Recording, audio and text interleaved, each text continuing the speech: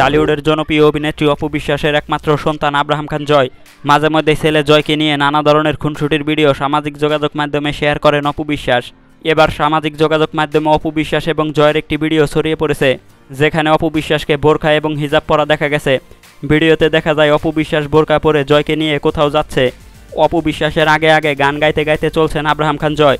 তবে অপু বিশ্বাস এবং জয়ের এমন ভিডিও দেখে ভক্তরাও করছেন প্রশংসা। ভক্তদের অনেকেই বলছেন অপু বিশ্বাস এবং জয়কে দারুণ লাগছে। আবার বোরকা হিজাব পরা দেখে অপু বিশ্বাসের সমালোচনা করছেন অনেকেই। ভক্তদের অনেকেই কটাক্ষ করে বলছেন অপু বিশ্বাস মুসলিম নয়, তাহলে মুসলিম বেশ কেন ধরেছেন। অন্যদিকে জয়ের গান গাওয়া নিয়েও কথা বলেছেন অপু বিশ্বাস। অপু বিশ্বাস জানিয়েছেন জয় সবসময় বাসায় গান গেয়ে থাকেন। বাবা শাকিব খানের লাগে উড়াদুরা শিরোনামের গানটি বেশি গেয়ে থাকেন জয়। I love you, Papa.